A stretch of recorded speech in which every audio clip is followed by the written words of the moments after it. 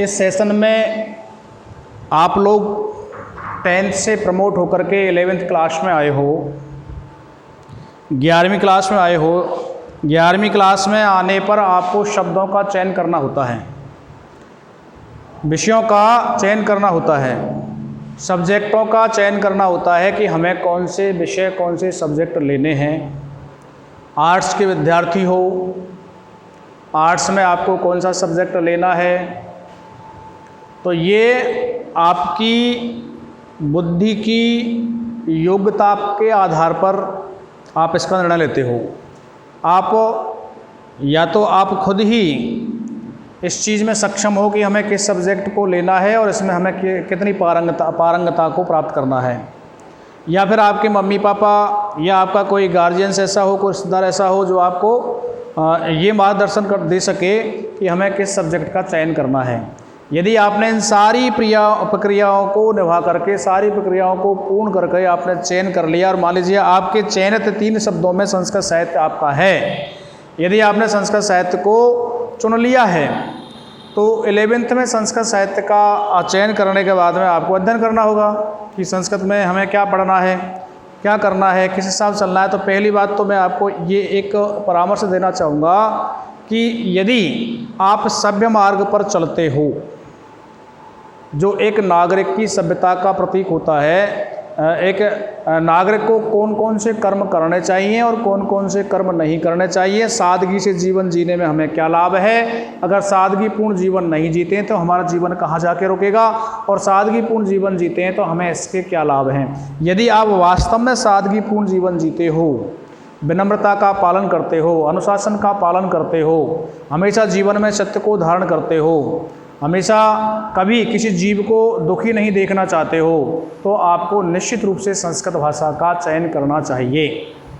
यदि आपका जीवन इस प्रकार का है कि मैं कभी भी किसी का अहित नहीं देखना चाहता, मैं एक सभ्य मानव बनना चाहता हूँ, मैं सादगी पूर्ण जीवन को जीना चाहता हूँ, तो आपको संस्कृत भाषा का अवश्य ही चयन करना चाहिए। असभ्य व्यक्तियों के लिए संस्कृत साहित्य में कोई स्थान नहीं है।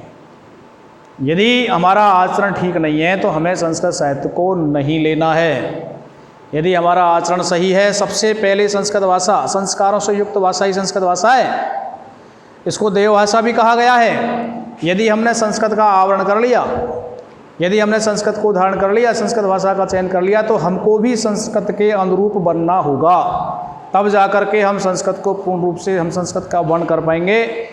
अन्यथा वही होगा जिस प्रकार से 10th क्लास में हमको सबसे बड़ा सब्जेक्ट मैथ लगता है या इंग्लिश लगता है, किसी छात्र का एक सब्जेक्ट कमज़ोर होता है, और यदि हमने परिस्थितियों के विपरीत विषय का चयन कर लिया तो अंत में उसके दुष्परिणाम को भोगना पड़ता है। इसलिए ठीक है, आज का वातावरण ऐसा है, परिवार का कोई न कोई हमें सलाह मशवरा देने वाला, मार्गदर्शन करने वाला मिल जाता है, तो आपने चयन किया होगा तो अपने हिसाब से किया होगा। तो संस्कृत भाषा का यदि चयन कर लिया तो इसमें पहला टॉपिक आता है 11th क्लास में, वर्ण परिचय, वर्णों का परिचय, कि संस्कृत भाषा में कितने वर्ण होते हैं, वर्ण किसे कहते हैं, कितने प्रकार के होते हैं, कौन कौन से हैं, उस बारे में अपन आज चर्चा करने जा रहे हैं। पहला वीडियो 11th क्लास का आज बनाया जा रहा है। तो देखें, वर्ण, आप कोई सी भी भाषा पढ़ते हो, इंग्लिश पढ़ो, संस्कृत पढ़ो या हिंदी पढ़ो, सबसे पहले वर्णमाला पर ही ये जो साहित्य वाले सब्जेक्ट हैं ये वर्णमाला पर टिके हुए हैं। वर्णों की जानकारी होना अति आवश्यक है। इसलिए वर्ण पर अपन विचार कर रहे हैं कि भाषा की सबसे छोटी इकाई, चाहे संस्कृत भाषा हो, चाहे अंग्रेजी भाषा हो, चाहे हिंदी भाषा हो, भाषा की सबसे छोटी इकाई जिसके टुकड़े नहीं किए जा सकते, जिसको अपन चाहकर भी तोड़ नहीं सकते, वह वर्ण कहलाता है। भाषा की सबसे छोटी इकाई जिसके हम लोग टुकड़े नहीं कर सकते, यदि हम चाहें तब भी उसके टुकड़े नहीं कर सकते, तो उसे ही वर्ण कहते हैं। को परिभाषित कर देते हैं, भाषा की सबसे छोटी इकाई भाषा की सबसे छोटी इकाई जिसके टुकड़े नहीं किए जा सकते। भाषा की सबसे छोटी इकाई जिसके टुकड़े नहीं किए जा सकते हैं उसे वर्ण कहते हैं।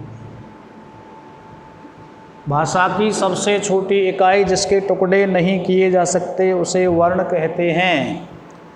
वर्ण का दूसरा नाम अक्षर भी है, जैसे ए, के, खे आदि। तो भाषा की सबसे छोटी इकाई है ये ए के अपन टुकड़े नहीं कर सकते, के हम टुकड़े नहीं कर सकते क्योंकि के एक संपूर्ण वर्ण है, खे इसके अपन टुकड़े नहीं कर सकते। तो भाषा की वह सबसे छोटी इकाई जिसके अपन टुकड़े नहीं कर सकते, चाहे तब भी टुकड़े नहीं कर सकते, तो वही वर्ण कहलाता है, उसे वर्ण कहते हैं। जैसे मान लीजिए एक शब्द ले लेते हैं अपन, जैसे ले लिया अपन ने खान, एक शब्द ले लिया खान, तो अपन इसके टुकड़े कर सकते हैं, इसमें एक वर्ण तो खे मिला हुआ है। फिर खे में भी ए है, इसके बाद में खे में आ की मात्रा थी तो ये आ है, और यहाँ न है और न में भी ए है। तो इन शब्दों के हम टुकड़े कर चुके, तो ये वर्ण नहीं कहलाएंगे, ये एक शब्द है। लेकिन इन शब्दों के जब हम टुकड़ों को अलग किया तो खे प्लस आ प्लस न प्लस ए, ये इसका वर्ण विच्छेद हुआ है। तो खे एक वर्ण है क्योंकि अब हम खे के और टुकड़े नहीं कर सकते। शब्द के टुकड़े कर दिए, शब्द के टुकड़े करने पर ये वर्ण आया खे प्लस आ प्लस न प्लस है। लेकिन अब हम चाहें कि खे के टुकड़े और करो तो खे के टुकड़े नहीं कर सकते, आ का टुकड़ा करो आ के टुकड़े नहीं कर सकते, न के टुकड़े नहीं कर सकते, ए का टुकड़ा नहीं किया जा सकता। अतः इसके अगर हम टुकड़े नहीं कर सकते तो ये वर्ण कहलाएंगे। भाषा की सबसे छोटी इकाई जिसके हम टुकड़े नहीं कर सकते उन्हें वर्ण कहते हैं। तो ये वर्ण है। अब बात आती है वर्ण की। वर्ण को जब हम परिचित कर चुके, वर्णों को देख चुके कि वर्ण क्या है, तो उसके बाद में ये बात आती है कि वर्ण कितने हैं, वर्ण कितने प्रकार के हैं, संस्कृत में कितने वर्ण हैं, हमें कितने वर्णों का अध्ययन करना होगा ताकि हमारी संस्कृत साहित्य का जो स्तंभ है वो मजबूत हो सके। तो देखें साहब वर्णों के प्रकार। वर्ण संस्कृत भाषा में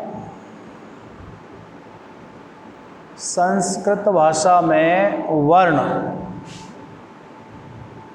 दो प्रकार के होते हैं। संस्कृत भाषा में वर्ण दो प्रकार के होते हैं।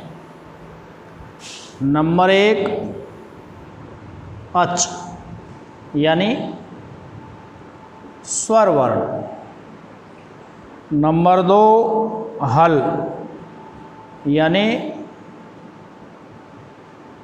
व्यंजन वर्ण।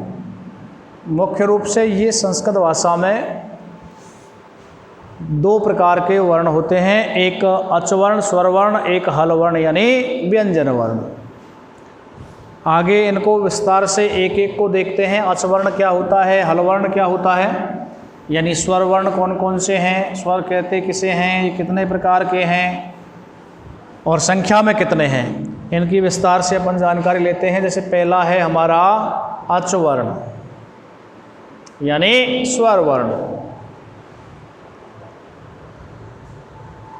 वह वर्ण जो बिना किसी की सहायता से उच्चारित हो, ऐसे वर्ण जिनके उच्चारण में किसी की सहायता नहीं ली जाती, किसी अन्य वर्ण की सहायता नहीं ली जाती, वह स्वर वर्ण कहलाता है। वे वर्ण जिनके उच्चारण में किसी वर्ण की सहायता नहीं लेनी पड़े उन्हें स्वर वर्ण कहते हैं। वे वर्ण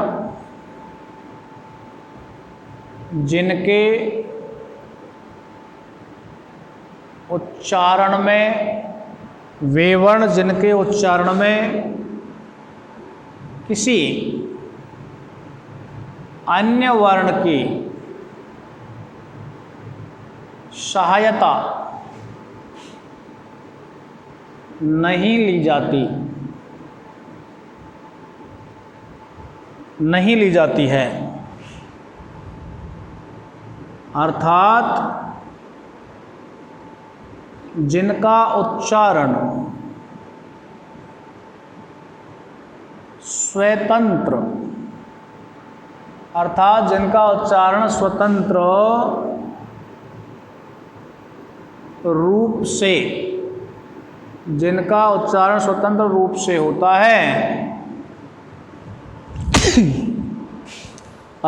जिनका उच्चारण स्वतंत्र रूप से होता है,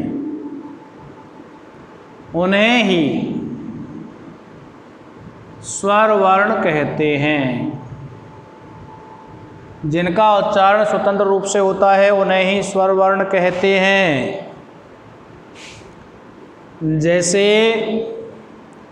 ए, ई, आ, ओ, ए आदि। जब हम उच्चारण करेंगे ए के अलावा इसमें और कोई वर्ण मिश्रित नहीं है। ई, आ, उ, ए इनमें अन्य किसी वर्ण की सहायता नहीं ली जा रही है, अर्थात ये स्वतंत्र वर्ण हैं, तो इनको अचवर्ण कहा जाएगा, स्वर वर्ण कहा जाएगा। वे वर्ण जिनके उच्चारण में किसी वर्ण की सहायता नहीं लेनी पड़े, अर्थात जिनका उच्चारण स्वतंत्र रूप से होता है, उन्हें अचवर्ण कहते हैं, यानी स्वर वर्ण कहते हैं। जैसे ए, ई, आ, उ, ए, ऐ, ओ, औ इनमें किसी अन्य वर्ण की सहायता नहीं ली जाती, इसलिए इनको अचवर्ण कहा जाता है। अब आते हैं साहब स्वर वर्ण के प्रकार।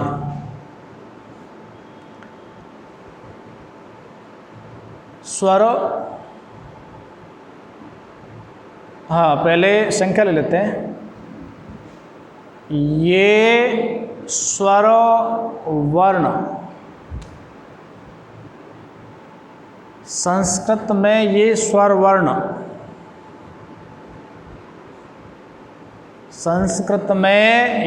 स्वर वर्ण 13 प्रकार के होते हैं।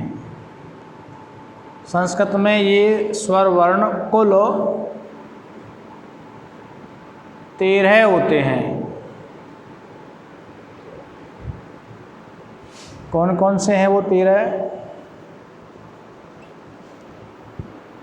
ए, आ, ए, ओ,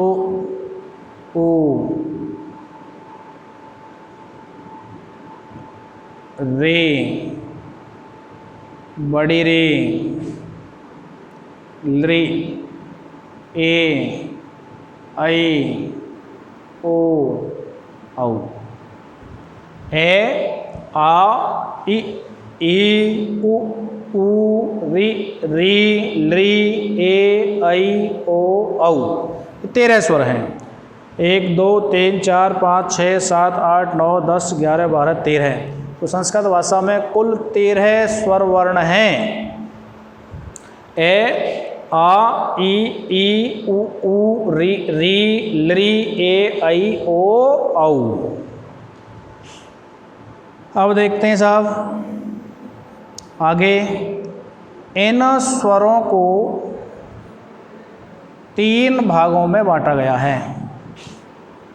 3 भागों में बांटा गया है। इन स्वरों को 3 भागों में बांटा गया है। नंबर 1 ह्रस्व स्वर, नंबर 2 दीर्घ स्वर, नंबर 3 प्लोत स्वर। ह्रस्व स्वर, दीर्घ स्वर, प्लोत स्वर, यानी जो 13 स्वर हैं इनको 3 भागों में बांट दिया गया। ह्रस्व स्वर, दीर्घ स्वर एवं प्लोत स्वर। अब इसमें जो प्रारंभ के 2 स्वर हैं, ह्रस्व स्वर एवं दीर्घ स्वर, ये दोनों ही लौकिक स्वर हैं। लौकिक संस्कृत के स्वर हैं, यानी संस्कृत भाषा को 2 भागों में बांटा है, एक लौकिक संस्कृत, एक वैदिक संस्कृत। तो अपन का जो अध्ययन है वो लौकिक संस्कृत में है। 99% जो अध्ययन अपन संस्कृत भाषा का करते हैं वो लौकिक संस्कृत है। वैदिक संस्कृत का अध्ययन मात्र 1% के अंतर्गत आता है। वैदिक संस्कृत को अपन को दिया ही नहीं। वैदिक संस्कृत के बारे में साहित्य में ज़रूर थोड़ा बहुत अपन को जानकारी दी है संस्कृत साहित्य में, बाकी और नहीं। लेकिन स्वरों की जब बात आती है तो जो प्रारंभ के 2 स्वर हैं, ह्रस्व स्वर एवं दीर्घ स्वर, ये दोनों लौकिक संस्कृत के स्वर हैं और प्लुत स्वर जो है ये वैदिक संस्कृत के स्वर हैं। तो पहला देखते हैं अपन ह्रस्व स्वर।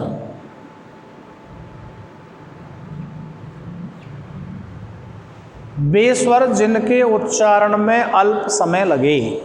ह्रस्व स्वर किसे कहते हैं? वे स्वर जिनके उच्चारण में अल्प समय लगे, अर्थात थोड़ा सा समय लगे, एक मात्रा का समय लगे, उन्हें ह्रस्व स्वर कहते हैं। वे स्वर जिनके उच्चारण में मात्र एक मात्रा का समय लगे, एक मात्रा का यानी बहुत कम समय लगे, उन्हें ह्रस्व स्वर कहते हैं। और ये ह्रस्व स्वर 5 हैं, संख्या में 5 हैं। ए, ई, उ, री और ली, ये संख्या में 5 है। परिभाषित करके और इनको संख्या में व्यक्त करते हैं। वे स्वर जिनके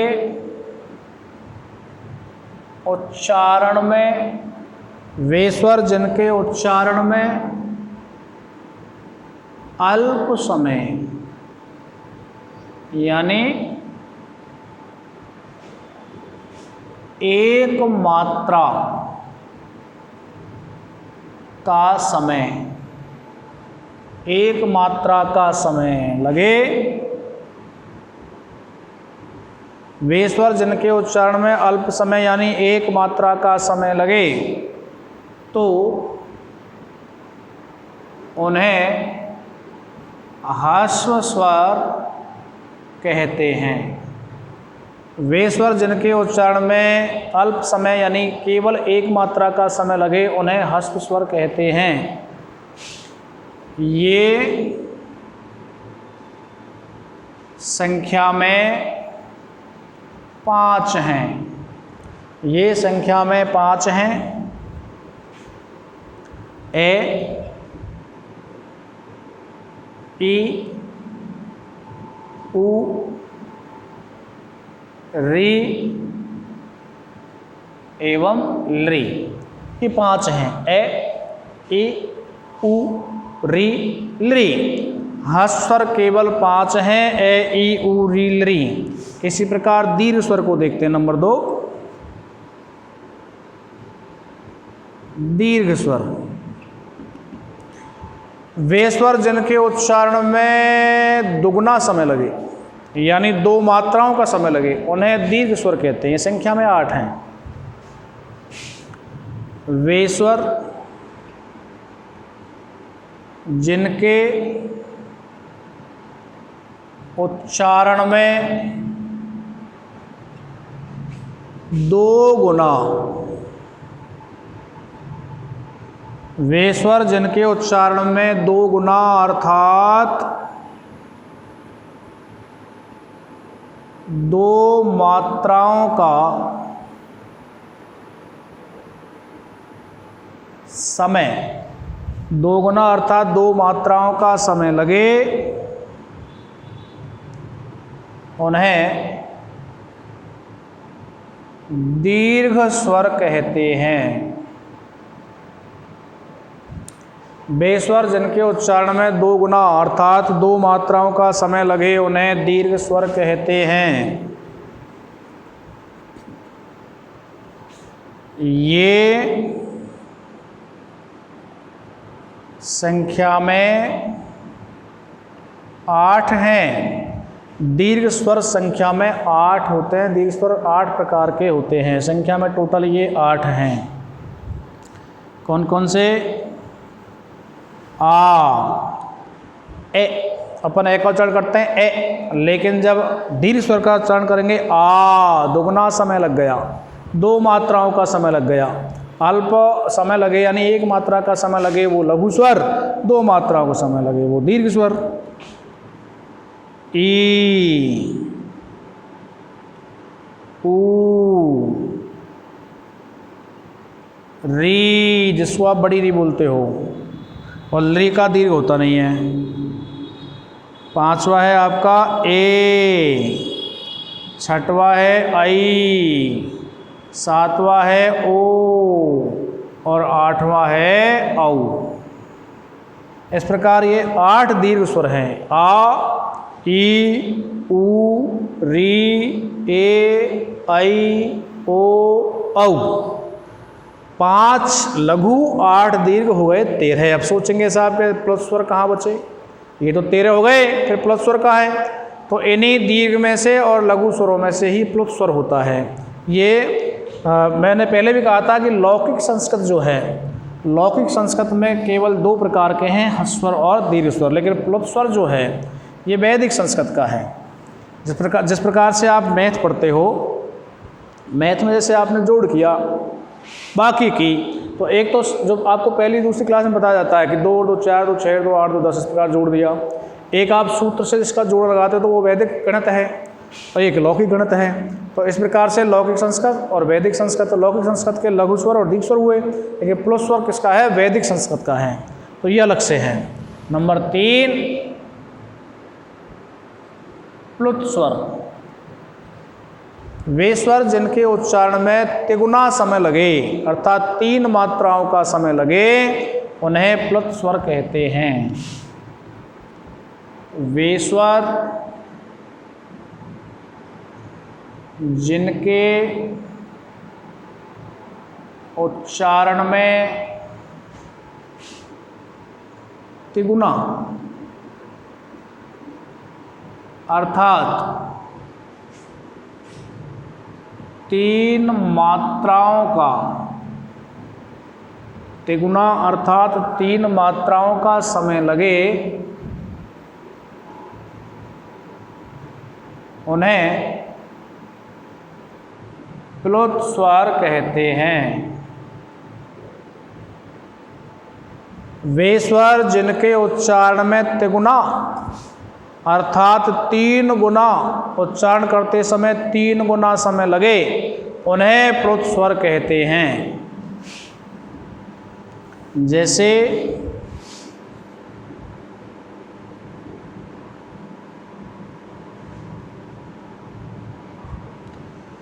ये जो अवग्रह का चिन्ह है, ये इन वर्णों के पीछे लग जाता है।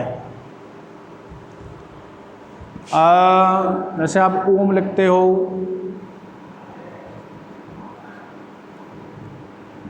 आ के पीछे लगा देते हो, ए के पीछे लगा देते हो, तो ये प्लुत स्वर कहलाते हैं। तो जिनके उच्चारण में 3 गुना समय लगता है, उन्हें प्लुत स्वर कहते हैं। तो ये तो स्वरों की जानकारी हुई, अर्थात हमको केवल ये याद रखना है कि संस्कृत भाषा में 13 स्वर होते हैं, और 13 स्वरों को 2 भागों में बांटा गया है, मुख्य रूप से ह्रस्व स्वर एवं दीर्घ स्वर। लेकिन तीसरे नंबर का वैदिक संस्कृत के आधार पर जो है वो प्लुत स्वर है। ह्रस्व स्वर वे स्वर जिनके उच्चारण में मात्र 1 मात्रा का समय लगे या बहुत कम समय लगे, उन्हें ह्रस्व स्वर कहते हैं। ये संख्या में 5 हैं, ए, ई, उ, री, लृ एवं एक दीर्घ स्वर है। तो वे स्वर जिनके उच्चारण में 2 गुना समय लगे, अर्थात 2 मात्राओं का समय लगे, उन्हें दीर्घ स्वर कहते हैं। ये संख्या में 8 हैं। आ, ई, उ, री, ए, आई, ओ, औ ये दीर्घ स्वर हैं। इनके उच्चारण जब करते हैं तो 2 गुना समय लगता है। और वैदिक संस्कृत के आधार पर तीसरे नंबर का जो स्वर आता है वो है प्लुत स्वर। तो वे स्वर जिनके उच्चारण में 3 गुना समय लगे, तिगुना समय लगे, उन्हें प्लुत स्वर कहते हैं, जो इन्हीं स्वरों में से हैं। जैसे किसी भी स्वर के, जैसे ह्रस्व स्वर के आगे अवग्रह का चिन्ह लगा दिया तो वो दीर्घ प्लुत स्वर बन जाएगा। किसी भी स्वर के आगे यदि हमने अवग्रह का चिन्ह लगा दिया तो वो प्लुत स्वर का रूप धारण कर लेगा, जिसका उच्चारण करने में हमें दीर्घ स्वर से भी अधिक समय लगेगा, तिगुना समय लगेगा, इसलिए उसे प्लुत स्वर के नाम से जाना जाता है। तो ये तो थी आपके स्वरों की कहानी। अब आती है नंबर 2 वर्ण में व्यंजन।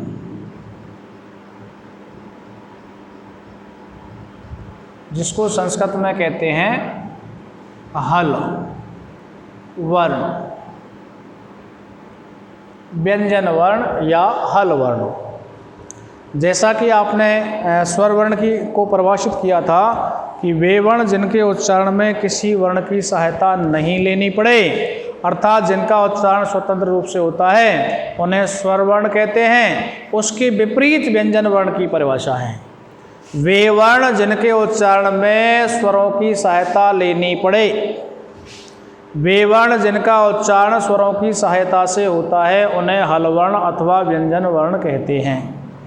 वे वर्ण जिनके उच्चारण में स्वरों की सहायता लेनी पड़े उन्हें हल वर्ण कहते हैं या व्यंजन वर्ण कहते हैं। इन व्यंजन वर्णों को इस प्रकार से बांटा गया है। इसमें क्या 25 वर्ण जो हैं, व्यंजन वर्णों में 25 वर्ण जो हैं उनको स्पर्श व्यंजन कहते हैं। अब उन 25 जो स्पर्श व्यंजन हैं, उन 25 स्पर्श व्यंजनों को वर्गों में बांटा गया है। यानी 5 वर्ण का एक समूह होता है, 5 वर्णों का जो समूह होता है उसको वर्ग कहते हैं।